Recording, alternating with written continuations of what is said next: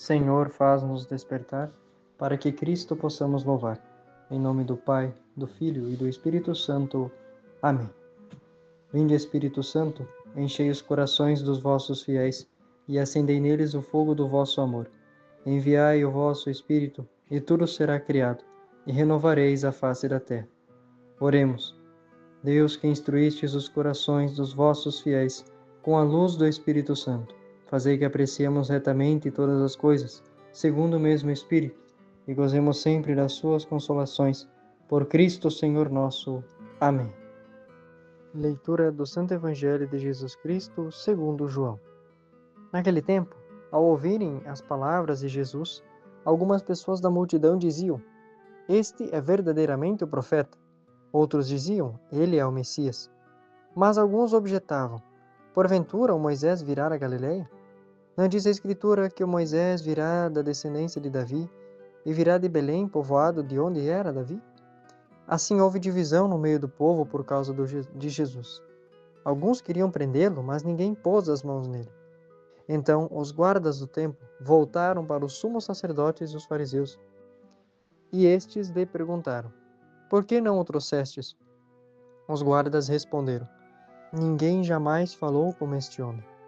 Então os fariseus disseram-lhe: Também vós os deixastes enganar? Por acaso algum dos chefes ou dos fariseus acreditou nele? Mas esta gente não conhece a lei, é maldita. Nicodemos, porém, um dos fariseus, aquele que se tinha encontrado com Jesus anteriormente, disse: Será que a nossa lei julga alguém antes de ouvir e saber o que ele fez? Eles responderam: Também tu és galileu, porventura? Vai estudar e verás que da Galileia não surge profeta. E cada um voltou para a sua casa. Palavra da salvação. Glória a vós, Senhor. Meus irmãos, que grande alegria tê-lo conosco. E que evangelho maravilhoso, meus irmãos. Vemos esse grande tumulto, né, que Jesus nos faz ver e que acontece por causa de Jesus. Primeiramente, meus irmãos, esta primeira parte, né, que vemos que é magnífica, é que algumas pessoas, né, estavam ouvindo Jesus, viam tudo aquilo que ele fazia e pensavam: poxa, acho que esse é o Messias. Mas outros vinham e falavam: não, mas ele vai vir de Belém, da cidade de Davi, ele não vai vir da Galileia.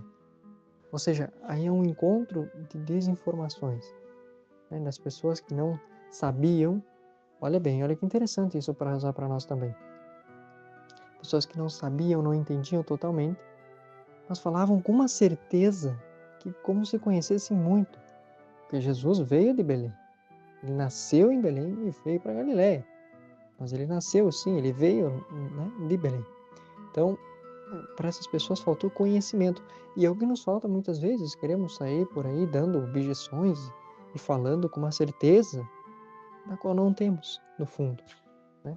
Se a gente fosse pesquisar, se a gente fosse estudar, e dizer: então é assim, né? Porque é assim que funciona, meus irmãos. Devemos estudar, procurar conhecer as fontes e as coisas bem certo para depois falarmos. E este julgamento que também nós fazemos, meus irmãos, e que eles falam, né? Este veio da Galileia, né? E diziam: não, mas não tem como vir nada, né, de bom da Galileia. Ou seja, um profeta da Galileia, né, já menosprezando o lugar, porque, meus irmãos, Galileia, naquela época, era um lugar muito humilde, muita pobreza. E para este povo, era um lugar onde como se não pudesse vir coisas boas dali, por ter esta condição. Meus irmãos, e nós somos essas pessoas muito sentenciosas, igual foram eles. Um é da Galileia? Então já não quero. Tal coisa vai acontecer dessa maneira? Então já não quero. A gente vai botando pontos para Deus, né? A gente vai colocando Deus em uma caixinha, né? E a gente bota uma tampa ali dentro, como se Jesus só agisse, né, da maneira que eu quisesse ou da maneira que eu espero. Cuidado, meus irmãos. Deus, por ser Deus, muitas vezes Ele gosta de ser imprevisível, né? De nos surpreender, para que nós possamos parar, né, de colocar limites em Deus. Nós queremos, né, muitas vezes pôr limites na vontade de Deus, colocar poréns na vontade de Deus, no qual não deveria, né? E quantos galileus, irmãos, né? Quantas pessoas vindo da Galileia que vêm para nós, ou seja, quantas pessoas humildes nos vêm, quantas ocasiões, né, de que encontramos pessoas que são, né, humildes, que são pobres, que precisam de um conforto nesses dias de hoje, tão atribulado, e nós a ignoramos, por ser na Galileia, né, ou seja, por ser pessoas que não estamos acostumados a ver, ou que nós julgamos mal, sem conhecer. Este é um mal muito grande, né? Mas o centro, mais que tudo, meus irmãos, do Evangelho, é sobre esse julgamento que fazem de Jesus. Veja uma discussão grande que acontece aqui entre os próprios fariseus, né, que diziam que Jesus era isso, que Jesus era aquilo.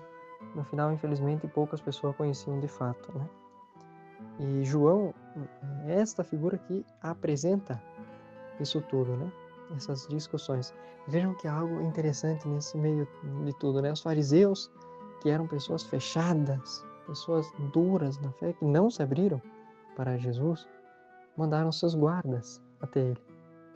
E os guardas, né, fizeram a façanha, digamos assim, de deixar Jesus terminar de falar e se encantaram, né? Não pegaram Jesus, olha o que ele fala. Que eles falam aqui, ó, ninguém jamais falou como este homem. Eles ficaram maravilhados. E os fariseus, por sua vez, duros, empedrados, soberbos, né?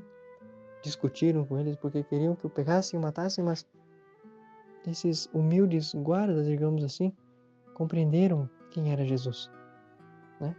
E, meus irmãos, e este ninguém jamais falou como este homem é para nós também, porque nós acreditamos na palavra de Jesus, nós acreditamos, muitas vezes, na palavra de um padre, né, ou enfim, no Evangelho, porque também nós vemos assim, que ninguém jamais falou como Jesus.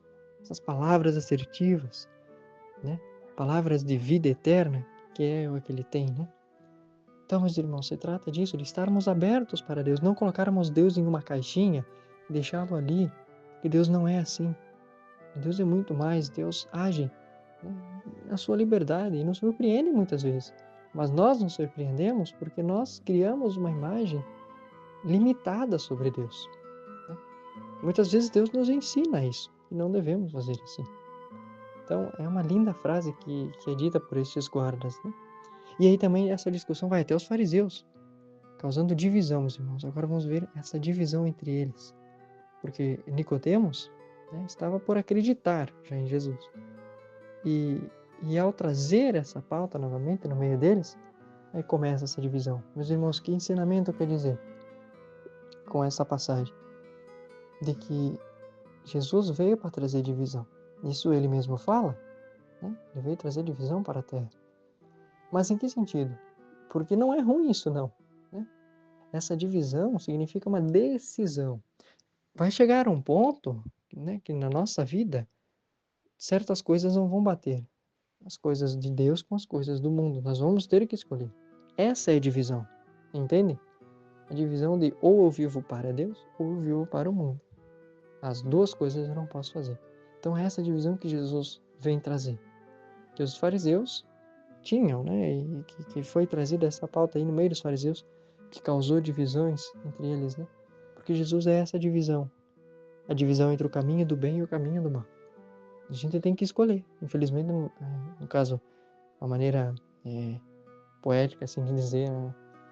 Infelizmente não se escolhe os dois. Ou a gente escolhe o caminho com Jesus, ou a gente está contra Jesus, né? Meus irmãos, estes pontos de reflexão que devemos entender sobre estudar.